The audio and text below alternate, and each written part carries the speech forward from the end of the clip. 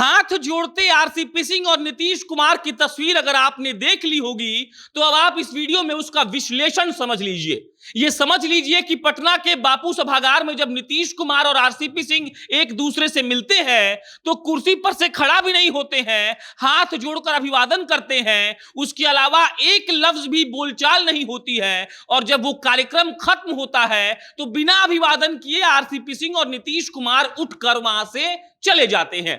ये वही आरसीपी सिंह है, बिल्कुल ख्याल रखिएगा, जो आईएएस थे, नीतीश कुमार के कहने पर राजनीति में आ गए, 25 साल साथ रहे और 25 साल के बाद ऐसा हो गया है कि एक कार्यक्रम में दोनों लोग मिल तो रहे हैं लेकिन अभिवादन करने के अलावा एक शब्द किसी के मुंह से नहीं निकल रहा है। और कार्यक्रम खत्म होने के बाद कम से कम दिखावे के लिए ही सही, ना आरसीपी सिंह ने नीतीश कुमार को अभिवादन किया और ना ही नीतीश कुमार ने उनसे कुछ कहा। और इसके बाद खबरें ये चल रही हैं कि आरसीपी सिंह नरेंद्र मोदी का इंतजार कर रहे हैं कि नरेंद्र मोदी से वो मिलने का समय लें, उनसे मिले और अपना दुखड़ा उनको सुनाए। अब नमस्कार, मेरा नाम प्रशांत राय है, आप जनता जंक्शन देख रहे हैं। बिहार की राजनीति में अलग अलग घटनाक्रम, अलग अलग बातें हमें समझा रही हैं।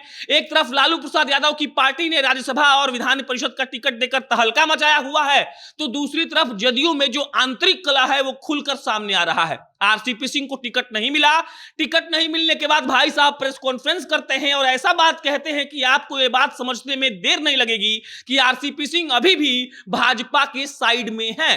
हम ऐसा क्यों कह रहे हैं, जवाब सुन लीजिए।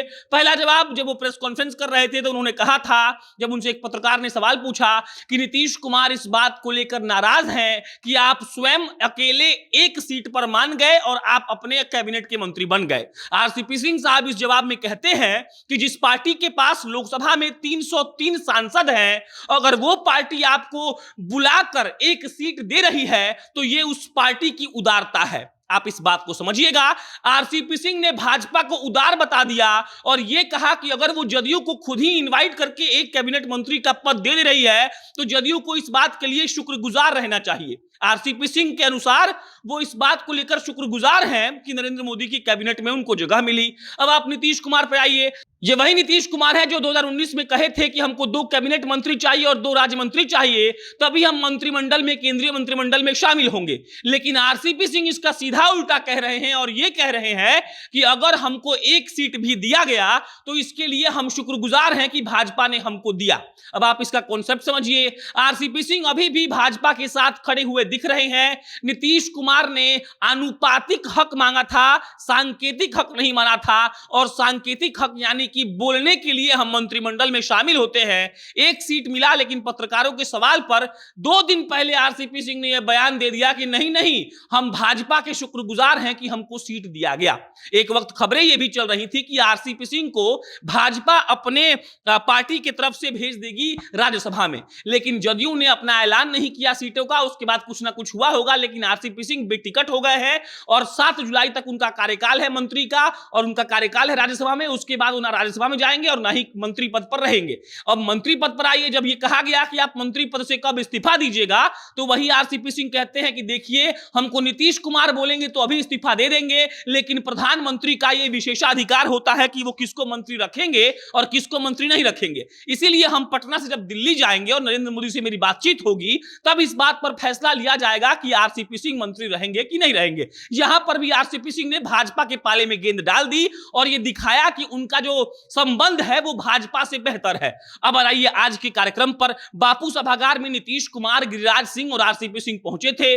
गिरिराज सिंह बीच में बैठे हुए थे, नीतीश कुमार उनके बाएं तरफ और आरसीपी सिंह उनके दाहिने तरफ। आरसीपी सिंह और नीतीश कुमार कार्यक्रम की शुरुआत में हाथ जोड़कर एक दूसरे का अभिवादन किए, एक शब्द भी उनमें बोलचाल नहीं हुई। और उसके बाद जब कार्यक्रम खत्म हुआ तो आरसीपी सिंह और नीतीश कुमार उठकर अपने रास्ते चले गए और एक दूसरे से कोई उनकी बात नहीं हुई। दूसरी तरफ आरसीपी सिंह ये वादा कर रहे हैं कि लल्लन सिंह से और नीतीश कुमार से उनका संबंध बहुत बेहतर है। तो सवाल उठता है कि अगर संबंध बेहतर है तो आखिर आरसीपी सिंह नीतीश कुमार से बात क्यों नहीं कर रहे हैं, या नीतीश कुमार अपने उस 25 साल पुराने साथी से दूरी क्यों बना रहे हैं। जिस लल्लन सिंह को लेकर वो कहते हैं कि हमारा संबंध बहुत बढ़िया है, उसको लेकर उन्होंने कहा कि देखिए, हम जब राष्ट्रीय अध्यक्ष थे, ऐसा आरसीपी सिंह ने कहा, तो हमने बहुत सारे प्रकोष्ठ बनाए थे, 33 प्रकोष्ठ बनाए थे, और उसको लल्लन सिंह ने घटाकर 13 कर दिया है। इसको लेकर भी वो कह रहे थे कि ऐसा नहीं होना चाहिए। बाकी ये सब लगातार चल रहा है, और इसको लेकर ये कहा जा रहा है कि आरसीपी सिंह अभी भी भाजपा की तरफ से बैटिंग कर रहे हैं। अब होगा क्या, ये आपको और हमको कुछ दिनों में मालूम पड़ जाएगा। बाकी वो प्रधानमंत्री मोदी से मिलते हैं तो मोदी जी उनको कैबिनेट मंत्री रखेंगे या नहीं, ये भी उन पर ही निर्भर करता है। लेकिन जो भी अपडेट होगा आपको हम बता देंगे। मेरा नाम प्रशांत राय है, आप जनता न्यूज़ देख रहे थे। बहुत बहुत धन्यवाद।